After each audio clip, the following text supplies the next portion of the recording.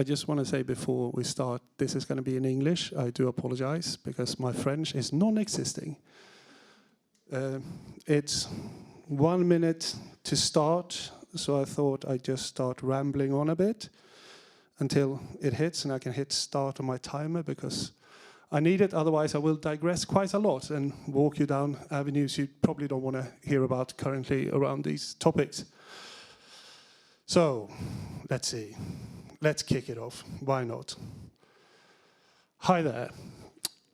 My name is Henrik Sandin. I'm going to try to cover a topic that I think is sort of where companies, the market, interests in the market needs to start considering, if you not already have, which is sort of where does CSRD drive you? And it's not just CSRD, but if we look at it from a sustainability sort of regulation standpoint and a reporting framework, there's a lot of changes happening, a lot of increased burden on companies, but if you do not consider it as an advantage or actually look at it from that aspect, in my opinion, that's just what it's going to be. It's going to just be a reporting framework, and that's sort of not where sort of the spirit of it should be, or also from your perspective, if it's only considered a reporting framework, you don't get anything out of it, and you sort of will not be able to incorporate the right level of information within your decision-making processes, which is where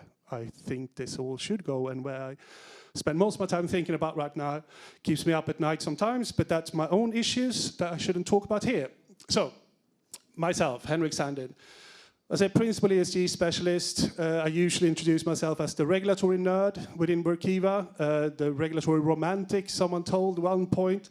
I spent the last 17 years in regulations. I love it. As one of those few sort of odd people that absolutely love regulations, because I find them to be more telling than just sort of putting frameworks or barriers for people. You can actually use it to your advantage quite a lot of the time. Actually realized just before went in here that today is my 2-year anniversary at Workiva, so woo, thank you, woo, survived. Before that, I was almost 12 years at Deloitte in the risk advisory practice, focusing predominantly in the beginning on the financial services sector. So spent time with Deloitte in the UK, Zurich, and then New York, and then back to England, where I now reside again. I am Swedish though, so let's just make sure that we get that out of the way. I'm not British. What I did, my last thing I did at Deloitte was actually focusing on the ESG reg reporting part of it. So the financial services sector obviously started to get the same type of requirements on them as the corporate sector, and I did a lot of work in Europe on the EU taxonomy specifically, and I always say the EU taxonomy is my favorite regulation ever, which a lot of people don't understand, but I absolutely love it. I do also, I'm part of the EFRAG's Digital Reporting Consultative Forum, and here is usually where I get some booze and stuff thrown at me, because I help them set the XBRL taxonomy for the ESRS. So if you want to shout at someone or just complain, I'm here afterwards, and I can take it. I've heard it before. But before we start going into all of this, we do an annual practitioner survey at Workiva. I think we speak to about 3,000 different sustainability officers or people working within the sustainability space, and just trying to hear from them what they see and so what is important for them. And there's some interesting points here, and for me, especially outside of France, I would say the most interesting one is the middle one. So assurance creates accountability, which drives performance. And obviously in France, assurance over sustainability is already a thing. A lot of other places it's not. So when we look at that, there's some more points on the next slide I'm going to talk about as well. But this level now, when assurance come along, that obviously means that this is no longer just something you can sort of, I'm not going to say throw together willy-nilly, because I don't think anyone has actually done that, but the level of scrutiny, the level of controls, the level of processes, the level of policies, all of these you need to have in place, have obviously grown quite significantly. The other point here, which is the practitioners are transforming reporting processes, and I like to think of this more as a report-led transformation or disclosure-led transformation than actual transformation to be able to do reporting, because to me, then you're missing the benefit that you can get out of it. And that's sort of where we'll try to get this whole presentation to today. So hopefully I will succeed. I have done this presentation once before, and I have high hopes for myself. So, the 88% of practitioners believe that assurance over ESG data increase the likelihood that a company will achieve its goals. That's obviously, if you look at it just of what it's saying, it's a bit of like, well, why would they sort of achieve their goals just because they pass an assurance? But actually, that's sort of where we're getting to, right?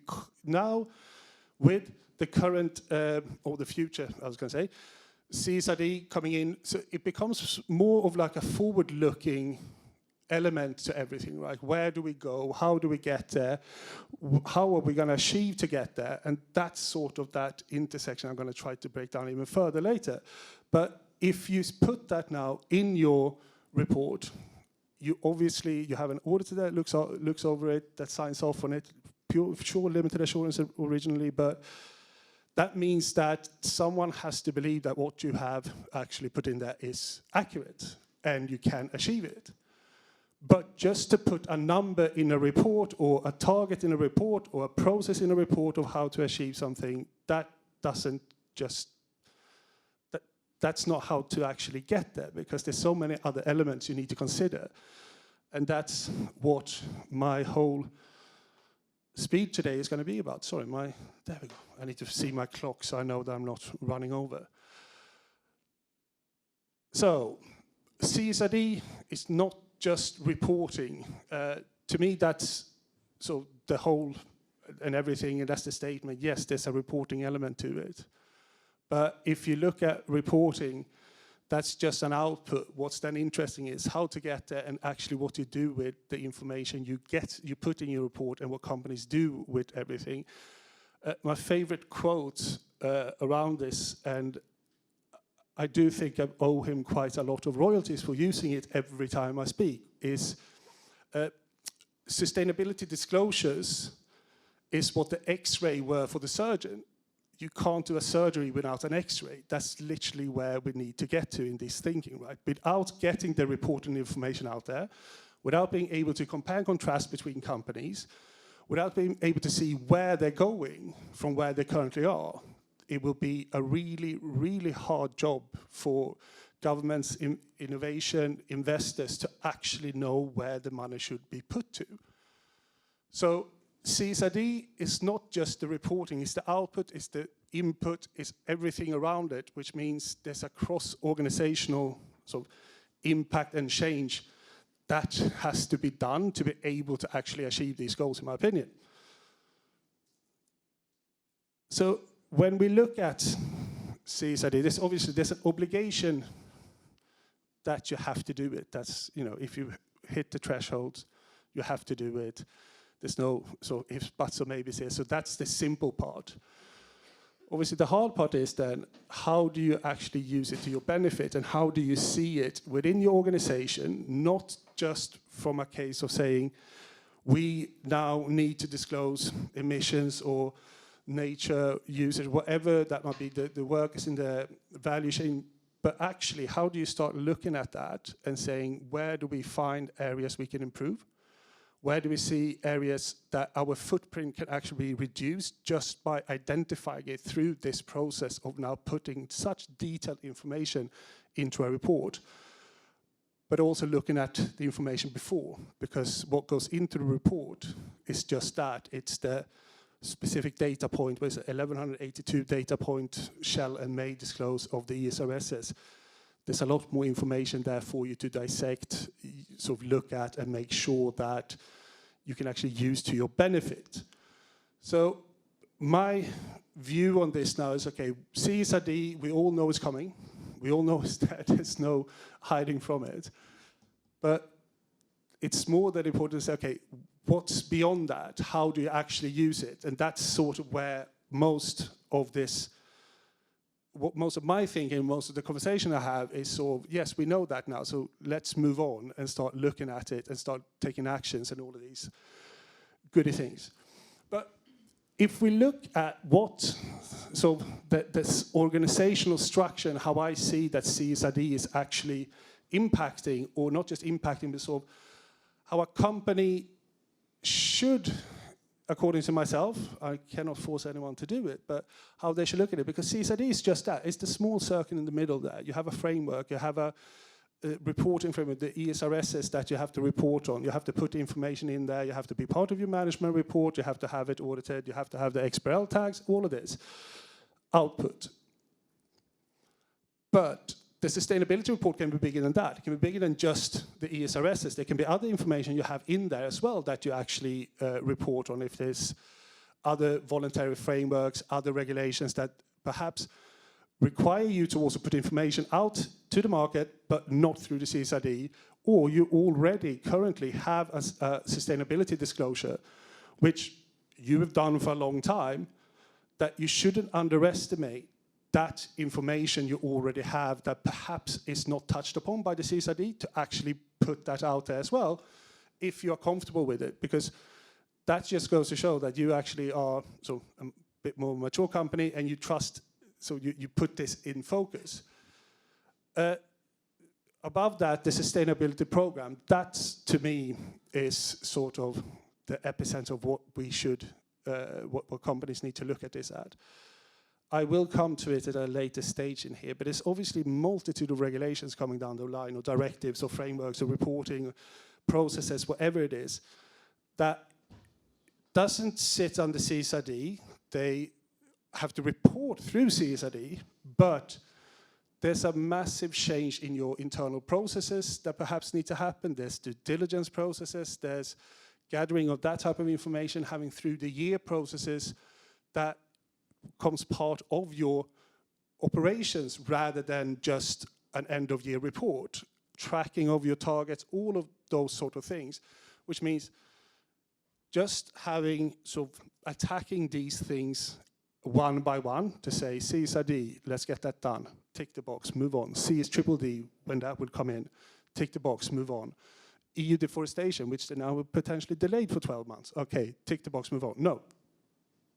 To be able to benefit the most, because there are so many cross-cutting data points, so many cross-cutting pieces of information, processes, that it sort of becomes this wider scope of a sustainability program that internally you need to start pushing for, in my opinion.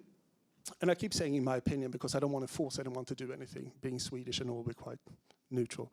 So yeah, but that's sort of the level it needs to be looked at, because if you start considering what the CSRD is sort of asking of you, the process to get that information obviously have a massive impact of so many different parts of your processes, of your organization, meaning you cannot just have this sitting in your sustainability department and saying, you figure this out and you report on it, because you need to have finance involvement. We get to that as well. Legal, procurement, whatever that is, which means everyone should almost be involved. So everyone should join the journey. And then obviously the operations is that gets impacted directly of what these outputs, what these targets, what all of these things actually come to conclusion. The operations of your organization is effectively the ones that have to change to be able to meet those requirements, meet those targets that you set. My favorite example is the sustainability director at Sandvik, a company in Sweden, who basically explained how they look at it. It's almost sort of how many product life cycles does one of our product have to be able to change within a short, medium, and long term to be able to hit the net zero 2050. Short term, do we have one product life cycle of 1.5? How many changes do we have to make to be able to hit our target? If that obviously is a direct correlation of what operations is going to have to do, what the changes they're going to have to create, meaning it's not just a reporting framework that is now being put upon you, or a sustainability directive that forces you to have assurance, the tagging and controls and incorporated with finance. No, you start seeing the impact has to go all the way down to the different regions, factories, or whatever it is you do, because they obviously going to have to do the changes for your company to be able to meet the targets you are actually setting, or the goals you are trying to achieve, or the changes you are trying to make to become more sustainable in the market. Let's see. This is precisely what I was talking about before. And I know I put CSRD in the middle. I'm not sure if I should have. Should have put sort of sustainability program instead. It probably would have been a better way of describing this, because if we look at the impacts that these different regulations or these different frameworks or requirements that now are coming down the line, considering as an example, your legal department, if you have to start looking at your value chain and you have to start incorporating sort of your supply chain in your due diligence, all of these things, the legal contracts you have can be such an important thing to look over to be able to sort of force either getting out of a contract if that supplier do not fulfill the requirements you have put upon them, so that you yourself can fulfill your goal. Because it's no longer just your scope 1 and 2. It's no longer just what we ourselves are actually putting out or producing. It's also when you start incorporating your value chain, your supply chain, you have to make sure that the suppliers you use or that you sort of work with also helps you achieve that, because otherwise you can look as good as gold yourself, but you have 3 or 4 suppliers that basically spew out most of the greenhouse gases in the world, and you look good, but when you then incorporate them, you do not, your footprint all of a sudden becomes so much bigger, which is why it's so important with legal involvement, the procurement involvement, obviously board and leadership. You cannot run this without the board sort of putting the steer for you. One thing I've learned, and one thing I've heard as well, it's a bit of a interesting that the board usually have bought into all of this. The people, the ones more on the ground doing it has bought into it, but you have sort of a middle management layer that perhaps are seeing that the change is too complex, too hard to actually want to push through it, because the cost for their department, the budget they need to ask for, all of these sort of things is making it difficult for them to actually get there. Local teams, and this is what I mentioned a bit earlier as well, is this is not just an impact at the top level, at the reporting entity. If you have 10 factories with 10 machines, you might have to look at what each machine actually is doing in emission style, electrical usage, water usage, whatever that is. And obviously that's a nod to the EU taxonomy, so got that in there. Because that's the level of detail you're probably going to have to start assessing yourself, which is obviously a very complex thing. But then also when you look at local rules, that's something we're looking at quite a lot now. And I don't know how many of you here follow the CSRD transposition sort of requirements that's happening. The European Commission had to send out letters to the states that hadn't transposed yet and start sort of threatening them a bit with, not sanctions, I don't know what they're going to do, but sort of start saying, okay, time to get your act together. Because there's still quite a few large players that haven't done it yet.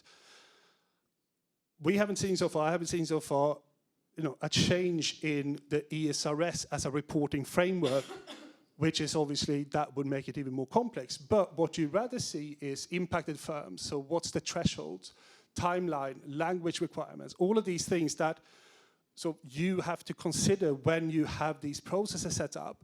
That's more tactical on the reporting side. But equally, in the local rules, there can be different emission requirements, emission laws in different countries, which makes it impossible for you to just manage it centrally all the time. You're going to have to be able to know what each and every country is allowed to do and make sure that you do not breach that.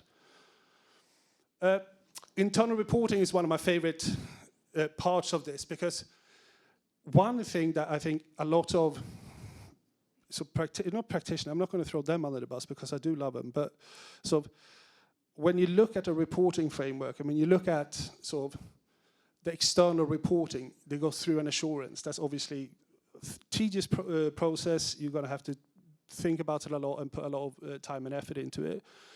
But one thing that firms so far perhaps do not consider is this is not a once-a-year exercise. This is something you're going to have to be able to actually manage and monitor throughout the year, because you don't want to start your year-end process, let's say in October, to start putting stuff together and realize, I was going to swear, but I'm not.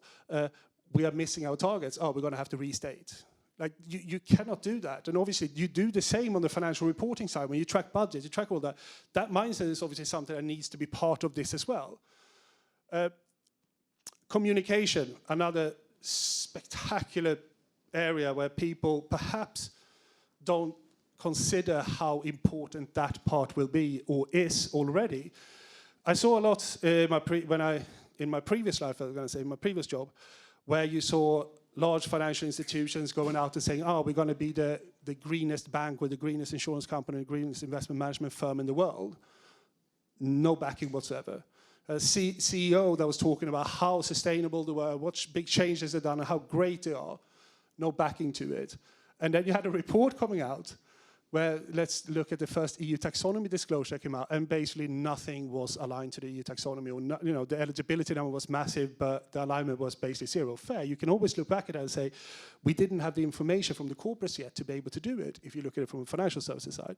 But even on the corporate side, meaning if you don't have the same information at all different levels, and anyone going out and communicate that, if they don't work from the same piece of paper or same piece of number, whatever it is, you could find yourself quite big problems, especially nowadays when the greenwashing side to all of this is obviously very, very big, and people love to bash down to companies that overstate their sort of sustainable position.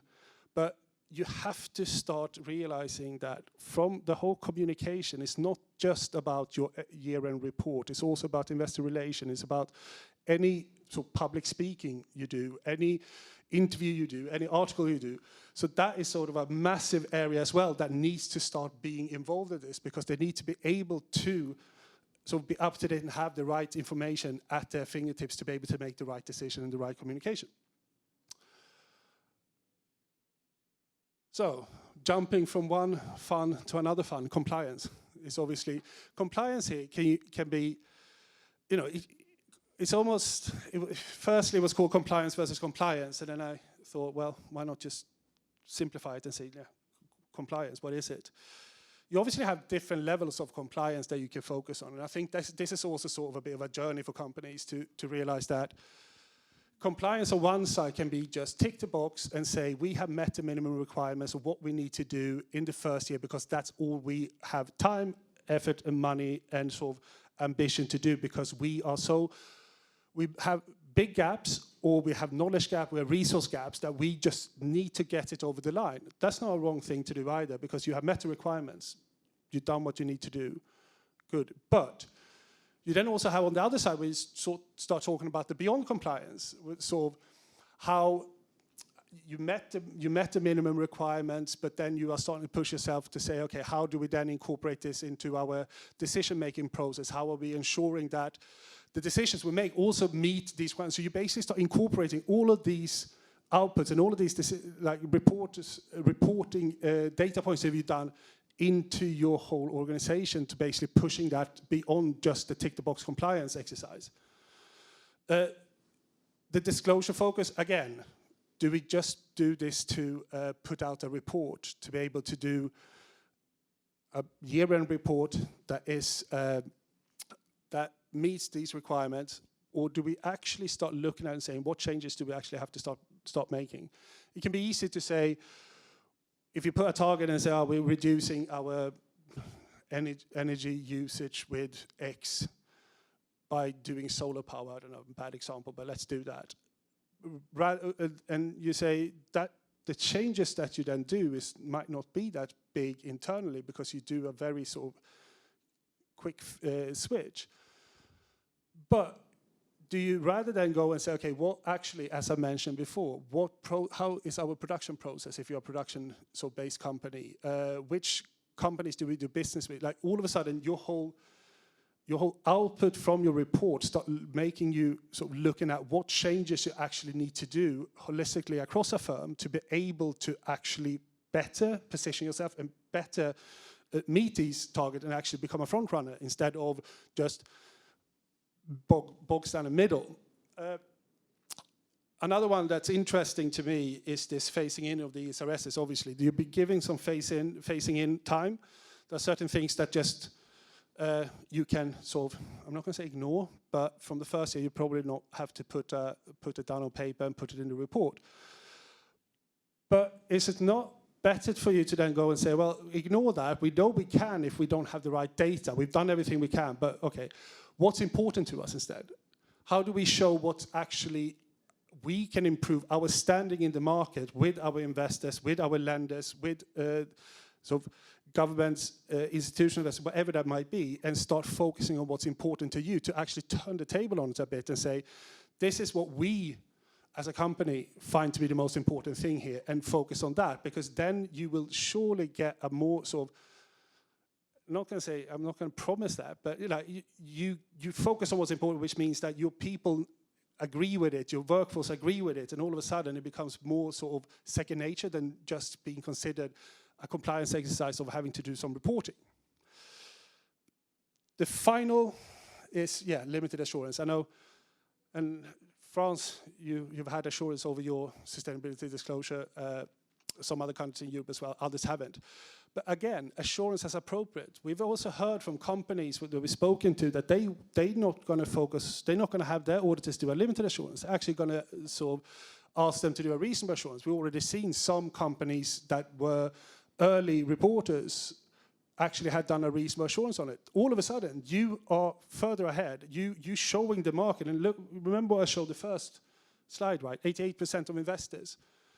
Your ability to access and attract investors, attract capital is so much, I never want to use the word easier, but it becomes less of a hinder due to the fact that your reporting might not sort of live up to their standards. Because no, there wasn't a previous slide, so I'm going to talk about it now. Sorry, I missed that. But you have to understand, if you look at it from the other lens, so the financial services sector, for instance, ECB came out with a paper that said the emissions, scope 1 and scope 2 emission impacts the interest rate that companies get from banks. Because the banks are looking at it from a risk perspective.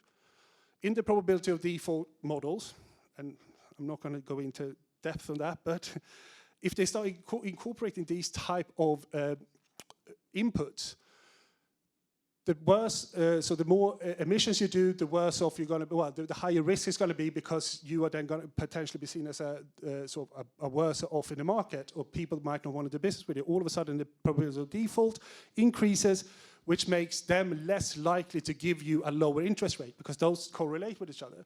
So if anyone wants to read it later, I can share it, but that might just be too geeky. But it's quite an interesting read how they looked at the market and actually saw a direct correlation between your scope 1 and 2 and the interest rate that was given over a 4-year period. So we're not talking about now, we're actually talking about the sample size of any lending over 25,000 for companies that fall within the ECB regulated category, which is then an enormous amount of loans between 2019 and 2023, I think it was, to 2022. So that ship has already sailed. If we look at it, so the banks need to de-risk their exposures. What is one risk? Well, climate change is obviously a risk, transitional risk or whatever that is, which means they are starting to look at companies when they go for lending, when they go for issuing debt, whatever that is, and considering what is their ESG standing. And we've seen that on other areas as well, where the loan origination standards under the EBA talk about you have to incorporate ESG factors in your underwriting process, decision-making process, pricing process. So if you as a company saying that, well, yeah, we're putting it out for the market to see that we're good. No, actually, you're also telling the financial services sector, investors, institutional investors, whatever that might be, that you are a company that have longevity and actually should be, so they should invest in or lend to.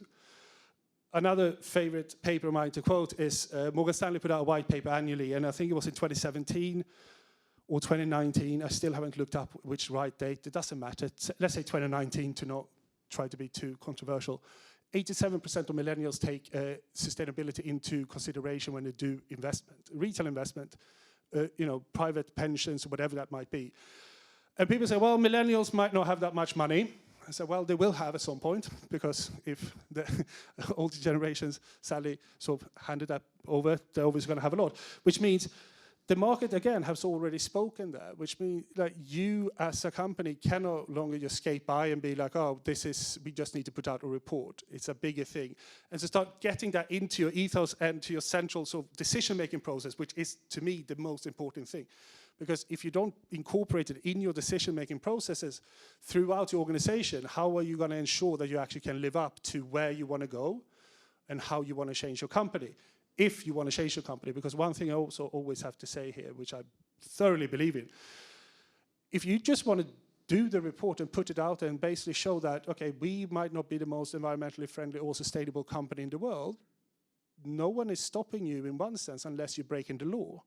So that's also something that needs to be considered. Like there are sort of, I obviously hope you do. I hope everyone does, because I have drank the Kool-Aid. I'm knee-deep in this. I think everyone should focus and push as hard as possible so that we can leave the earth to the next generations in a better place than we got it.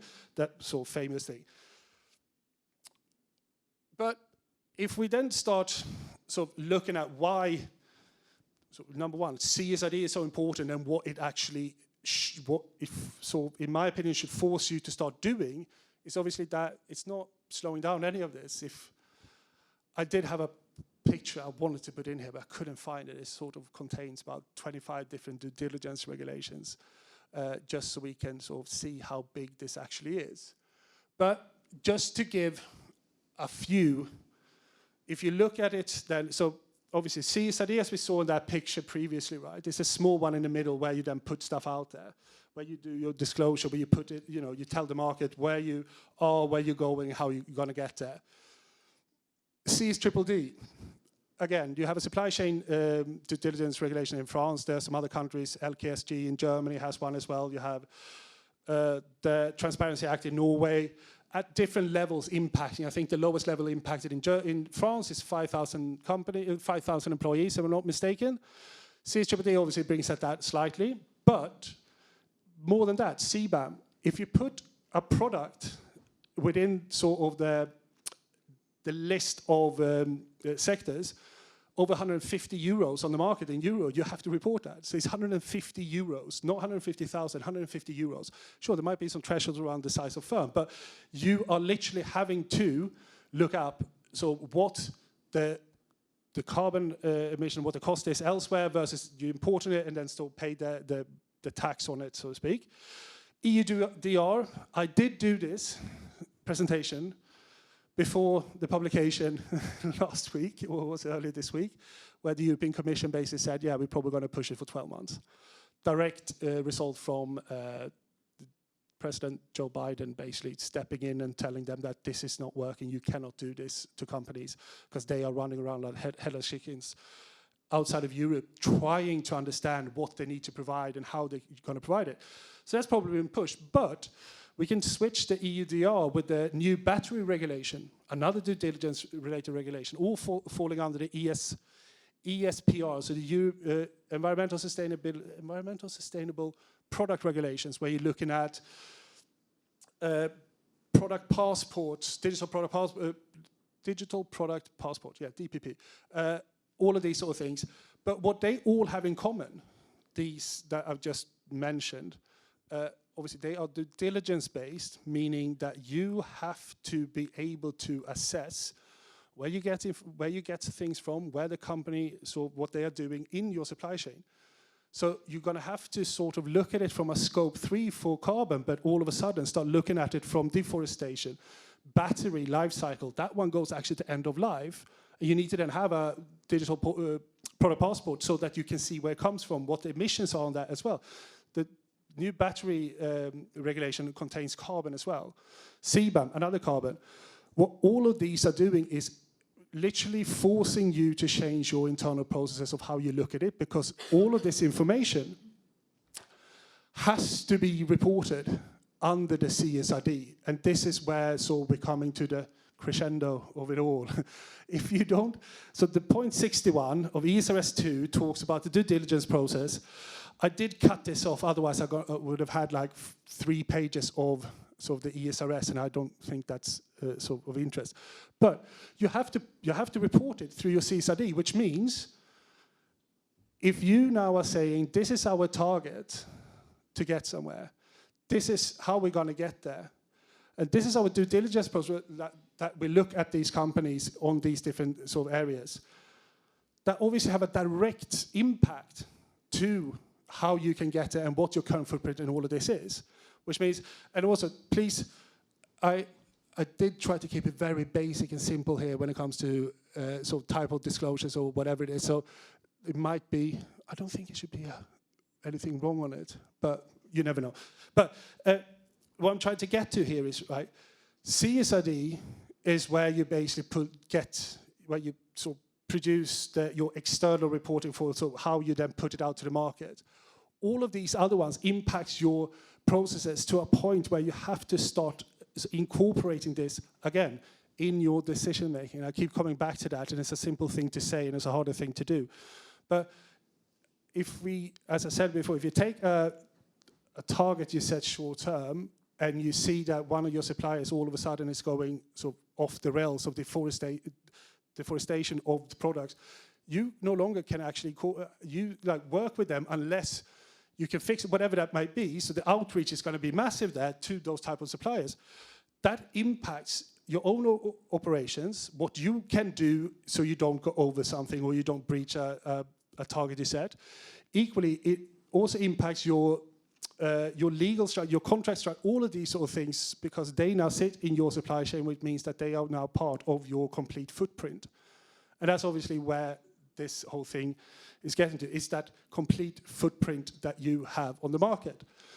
But if there's one thing, just as a tip from the Geek Squad, look at that number 61 in ESRS 2, just to see what is required to report on your due diligence process. Because CSRD no longer then becomes a distant memory or distant burden. It actually becomes quite quickly on top of what you have to do. Let's see.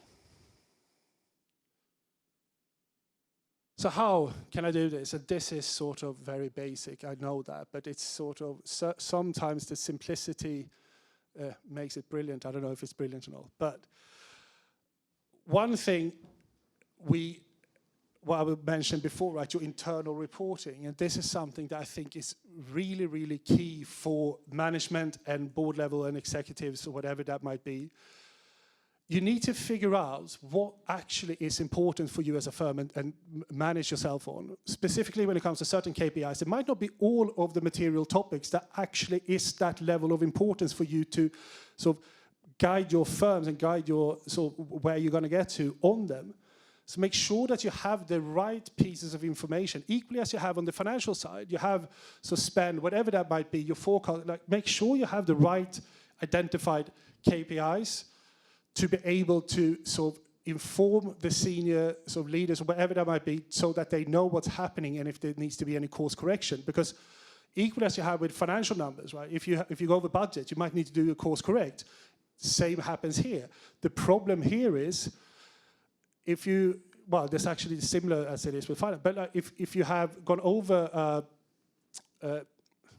a certain emission target or whatever that might be, it's not like you can just shut it down or shut it off, because that means that probably your whole organization have to shut down.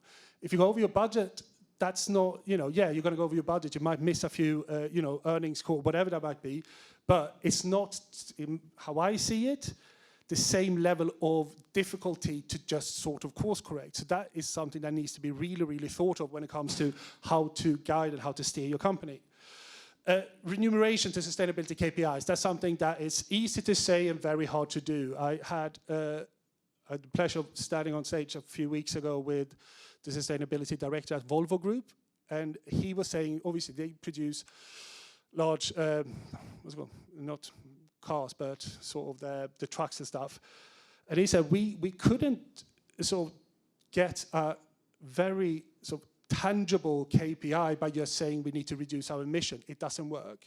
So what did they do? They tied it to number of percentages sold EV cars or EV trucks, meaning the higher the number of electric trucks they basically produced or sold, the easier it was, the more they would hit the KPIs for the remuneration for the senior management, meaning they are increasing the number of electric cars versus combustion engine cars, hopefully meaning that they are then having a lesser impact on the environment than previously.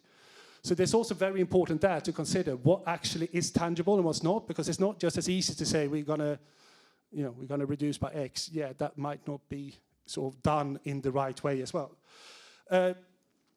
Departmental goals with sustainability strategy. Again, I'm coming back to what I said before, that everyone needs to be involved here, right? So the departments need to know what is needed of them, because there's not just a production department. This is research and development. There are, again, legal, as I said, I mentioned procurement. Procurement becomes a really, really important part of this, because when they negotiate, they're going to obviously have to know where you want to go and what sort of limits you're putting on your suppliers to be able to actually meet your own goals.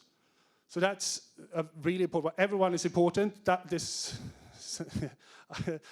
don't know if it's just me thinking, well, it's a bit too simplified, but what I mean with that, what everyone is important is, again, this isn't a CSO's or sustainability department's job only anymore. They might be responsible to make sure that they can conduct all of this across, but it's everyone in the organization that has to be able to know what is asked of them and what's required of them, because otherwise you will not be able to get there. Educate, biggest hurdle right now is actually the resource restraint within this area. I know that EBA and ECB publicized already in sort of 2021, 22, said the biggest issue for us to make this happen in the financial services sector was the limited number of resources with the right knowledge. So there's a massive need to make sure that you upskill your employees internally, you upskill also your suppliers. That's a massive sort of take that you have to do. Make sure that they know what it's all about, because if you have a supplier outside of Europe that is not hit by this directly, they become hit by this through you, which means you then probably have to start to supplier outreach and start educating them and saying, this is where we need to get to.